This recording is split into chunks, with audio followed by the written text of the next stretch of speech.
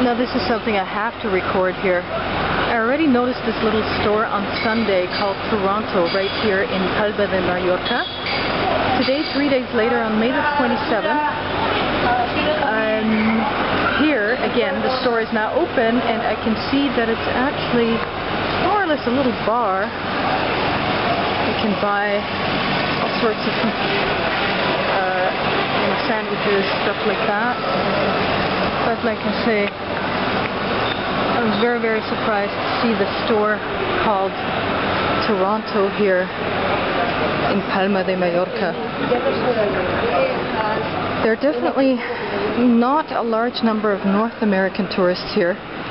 The hotel where I've been staying for the last few days on the west side of the Bay of Palma, when I checked in, they actually told me, see, here's one of those narrow little streets. They told me that I'm the first Canadian guest that's ever checked in since she's worked there for 4 years. So definitely not a lot of Canadian tourists here, more Americans. Let me show you some of the boutiques here.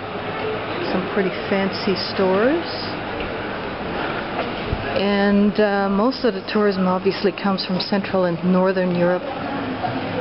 Brits, Germans, Scandinavians, some Swiss, some Austrian. I think I've also heard some Portuguese. I wasn't sure whether that was Brazilian Portuguese or European Portuguese.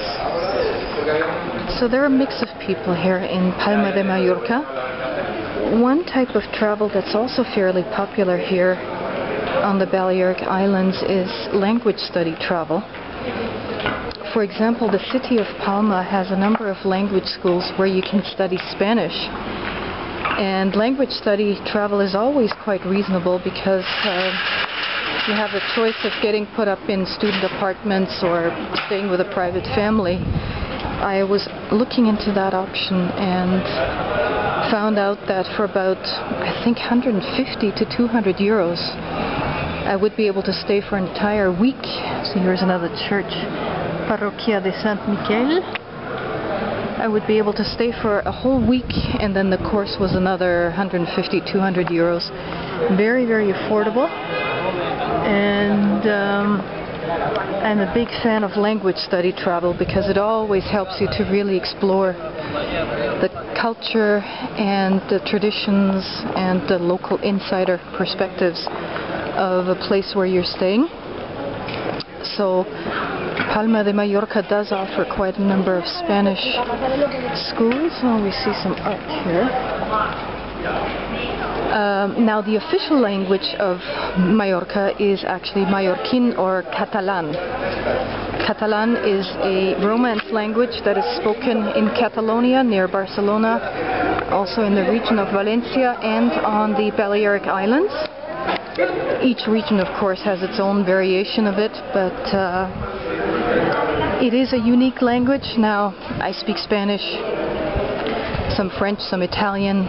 I had Latin for a long time, so when I'm reading Catalan, I can actually pretty much make out what they're trying to say, but when they're speaking, I have a slightly harder time, so it's not that easy to understand when you speak Spanish. Here's the New Yorker boutique.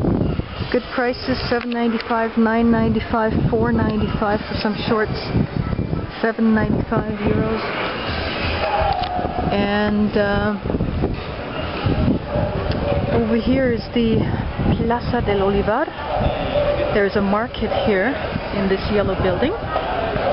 And I'm going to give you a little shot back to this shopping street now here in Palma de Mallorca.